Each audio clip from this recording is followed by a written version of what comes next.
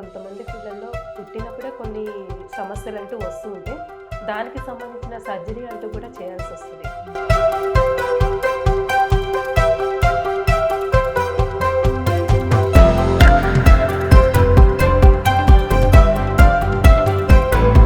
స్క్రీనింగ్‌కి సంబంధించి పిల్లల్లో ఎలాంటి అప్డేటెడ్ వెర్షన్ అనుకోవచ్చు, ఎలాంటి ట్రీట్మెంట్ అనుకోవచ్చు?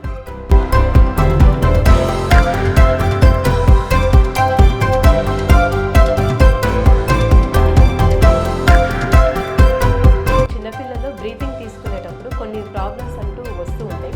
అది ఏ విధంగా చూడాలంటారు?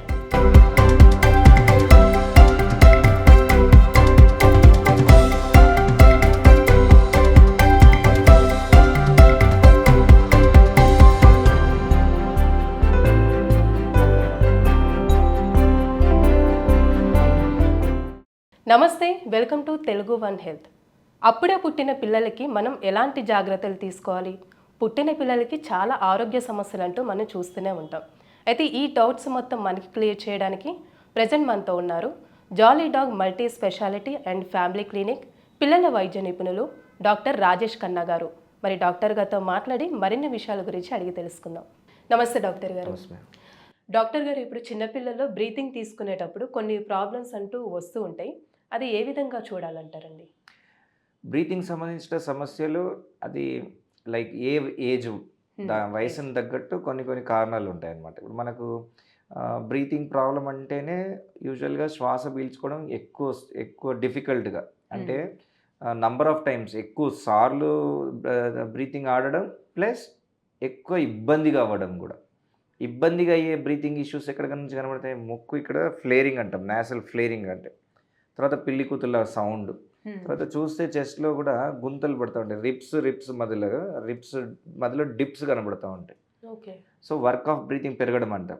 సో ఫ్రీక్వెన్సీ మన రేట్ ఆఫ్ బ్రీతింగ్ పెరగడం, వర్క్ ఆఫ్ బ్రీతింగ్ కూడా ఎక్కువ అవ్వడం. సో ఇలాంటి బ్రీతింగ్ ఇష్యూస్కి మేజర్ కారణం వాళ్ళకి కాఫ్, కోల్డ్ వచ్చినప్పుడు, అంటే సమ్ వైరల్ ఇన్ఫెక్షన్స్. ముక్కు బాగా బ్లాక్ అయినప్పుడు కూడా బ్రీతింగ్ ఇష్యూస్ వస్తాయి. కొన్నిసార్లు బాగా చలికాలంలో ఎయిర్వేస్ సన్నబడిపోతాయి, అంటే బ్రాంకియలైటిస్ అంటాం. ఆ సన్నబడినప్పుడు వాళ్ళకి బ్రీతింగ్ తీసుకోవడం చాలా ఇబ్బంది అవుతుంది. శ్వాస ఈ ఎయిర్వేస్ ఉన్నాయి కదా, ఆ ఎయిర్వేస్ సన్నబడిపోతాయి, అటు బ్రీతింగ్ ఆక్సిజన్ లెవెల్స్ డౌన్ అవుతాయి. అలాగే ఆస్తమా, ఈ 3 years ఎబో పిల్లల్లో ఎక్కువ చూసేదంతా ఆస్తమా. వాళ్ళు ఏంటంటే రిపీటెడ్గా వస్తూ ఉంటారు. రిపీట్గా వచ్చినప్పుడు అది యూజువల్గా more than 2 times in a week అట్లా వస్తూ ఉన్నారు. ఎక్కువ సార్లు వాళ్ళకి బ్రీతింగ్ డిఫికల్టీస్ వస్తూ ఉన్నాయి, వీజ్ ఉంటుంది అన్నప్పుడు దాన్ని ఆస్తమా, బ్రాంకియల్ ఆస్తమా డయాగ్నోస్ చేస్తే లాంగ్ టర్మ్ ఎక్కువ రోజులు మెడిసిన్స్ ఇవ్వాల్సి వస్తుంది. ఓకే. సో అలా నెక్స్ట్ ఏంటంటే, అదే suppose breathing problems for new borns, పుట్టిన బేబీస్కి అనుకోండి, ఏజ్ నెలలు నిండక ముందు ప్రీటర్మ్ వల్ల వాళ్ళకి లంగ్స్ మెచ్యూర్ అవ్వక వచ్చేది లంగ్స్లో మెచ్యూరిటీ లేక సర్ఫాక్టెంట్ డెఫిషియన్సీస్ వల్ల ఈ respiratory distress of new born syndrome అంటాం. అది రావచ్చు. సో మనకి అదే మెకోనియం లోపలే పాటీ పాస్ చేసి మెకోనియం మింగేస్తే మెకోనియం యాస్పిరేషన్ సిండ్రోమ్ అంటారు. దానివల్ల బ్రీతింగ్ డిఫికల్టీస్ రావచ్చు. తర్వాత కొన్నిసార్లు కంజెక్టివ్ లంగ్స్లో అనామలీస్ రావచ్చు, సిస్ట్ ఉండొచ్చు, లంగ్స్ ఉండకపోతే ఒక లో ప్రాబ్లమ్స్ ఉండొచ్చు, దానివల్ల రావచ్చు. హార్ట్లో ఉండే హోల్స్ వల్ల కూడా లంగ్స్ మీద ఎఫెక్ట్ పడుతుంటుంది, అలాంటప్పుడు కూడా రావచ్చు. ఇంకా అన్నిటికన్నా లీస్ట్ ఏంటంటే మెటబాలిక్ డిసీజెస్ ఉంటాయి, వాటిలో యాసిడ్ బేస్ డిజార్డర్స్ ఉంటాయి. అట్లాంటప్పుడు కూడా బ్రీతింగ్ డిఫికల్టీస్, బ్రీతింగ్లో ఫాస్ట్ బ్రీతింగ్, అసిడోటిక్ బ్రీతింగ్ అట్లా చూస్తుంటాం. అంటే సౌండ్ కూడా వస్తూ ఉంటుంది, షుగర్ లెవెల్స్ బాగా పెరిగినాయి, అసిడోసిస్ ఎక్కువ అవుతుంది, కీటో అసిడోసిస్ అంటాం, వాటిల్లో బ్రీతింగ్ డిఫికల్టీస్ వస్తాయి. ఈ పిల్లి కూతలు సౌండ్ వచ్చేదంతా వీజ్ అంతా ఈ బ్రాంకియలైటిస్ కానీ, వీజ్ అసోసియేటెడ్ ఎల్ఆర్టీ అంటాము, లేదనంటే బ్రాంకియల్ ఆస్తమా, ఈ డిజార్డర్స్ ఉంటాయి.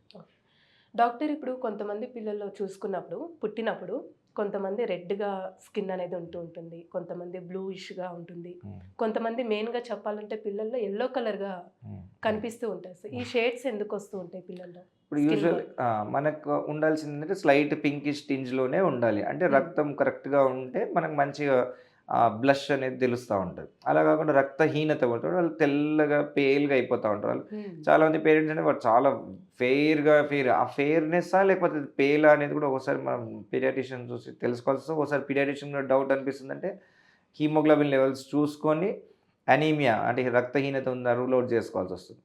అండ్ నెక్స్ట్ ఏంది బ్లూయిష్ టింజ్. అది యూజువల్‌గా బ్లూ అనేది నెవర్ ఏ నార్మల్ సైన్.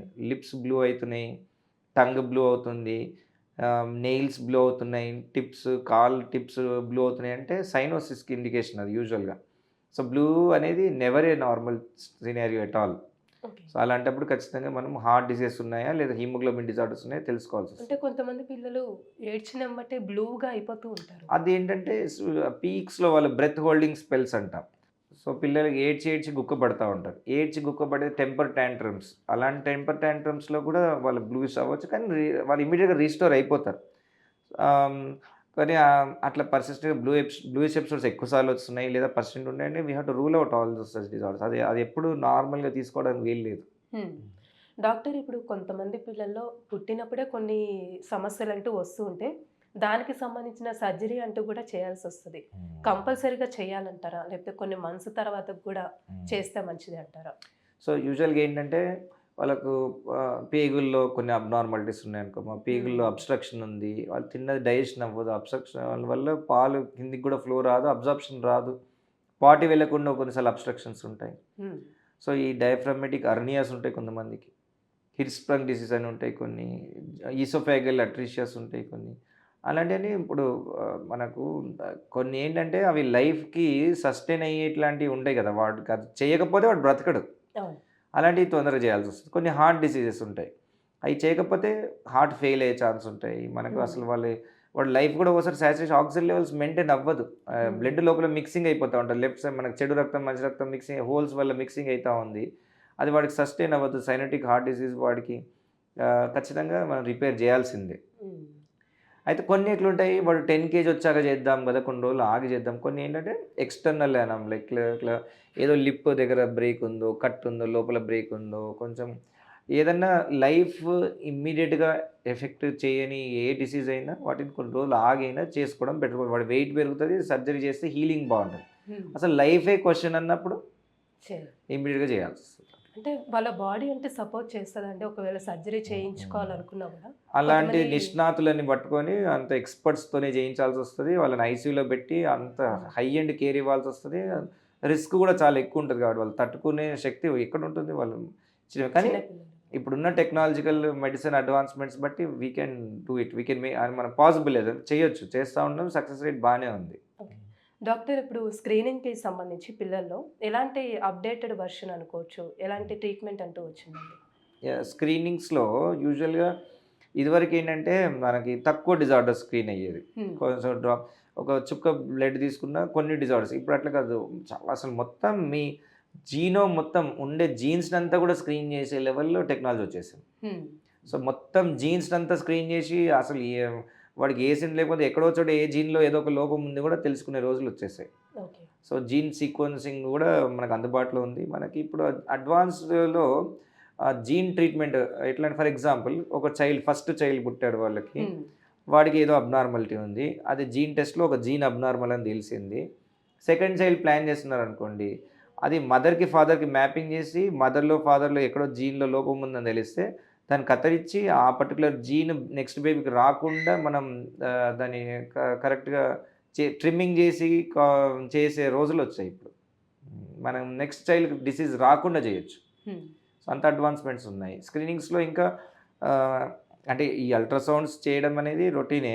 కానీ బేబీకి ఇన్‌బోర్న్ ఎర్రర్స్‌లో ఉండేది తెలుసుకునే జెనెటిక్ లెవెల్‌లో స్క్రీనింగ్ చేస్తుంది లేటెస్ట్ అచీవ్‌మెంట్స్ ఎక్కువ. డాక్టర్ గారు మాకున్న డౌట్స్‌ని చాలా క్లియర్ అండ్ కట్‌గా చాలా సందేహాలున్నాయండి. అంటే చిన్న పిల్లలు కాబట్టి ఏ విధంగా కేర్ తీసుకోవాలి ఏంటనే విషయాలు కొంత అవేర్‌నెస్ అనేది అందరికుండాలి. ఈ విషయాల గురించి చాలా చక్కగా తెలియజేశారు. థాంక్ యూ సో మచ్ అండి మీకు. Thank you.